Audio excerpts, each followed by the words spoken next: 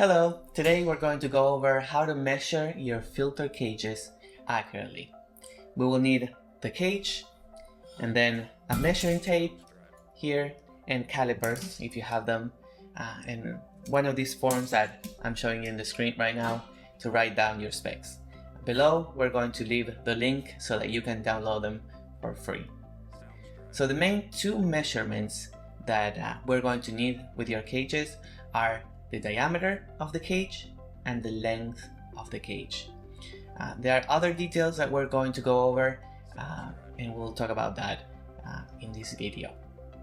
So let's go ahead and start with the length of the cage.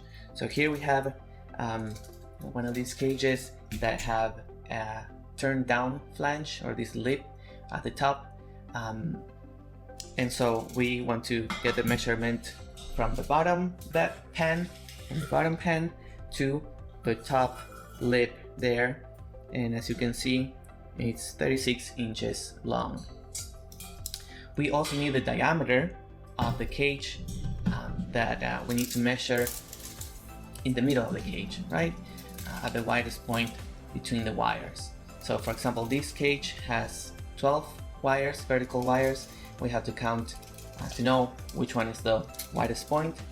We have to count 1, 2, 3, 4, 5, 6, and so there we measure, and it's 5 inches and a half. Sometimes we make 2 or 3 piece cages that connect in the middle for long cages. If you have that style of cage, don't measure right to the end, next to the end of the cage where they lock, because the wires might be loose. Always in the middle of that section.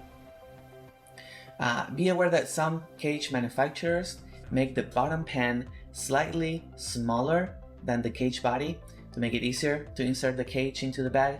So that is why you always have to measure the diameter of the cage in the middle of the cage, never at the bottom next to the bottom pan. Let's talk about the top construction. Nearly all baghouses use either two kinds of top constructions. The turned down flange, also called a rolled flange for top loading units, or I have here a rolled band, also called a split collar for bottom load units. So for bottom load baghouses, we can either measure the cage, or for the best fit, we can measure the mounting hub, which is called a back cup also, and goes bolted into the tube sheet, right? So if we measure the cages, you can start with the top collar. You can measure the space between the groove in the split top and the end of the top. Like for example, here we have 2 inches there. Then you can measure the diameter of the cage body as you would do with any other cage.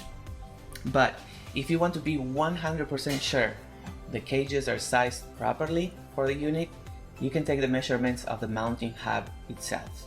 So you can measure the diameter of the mounting hub there, for example here 5 inches, and the location of the bead, this bead that you see there, which is 2 inches as well.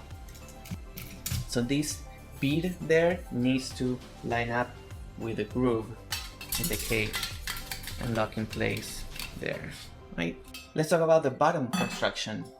You should determine if the bottom cup is crimped or if the wires are welded to the cup. Most cages have the pan welded to the bottom, and so you can measure the diameter of the bottom pan. There is 5 inches and a half.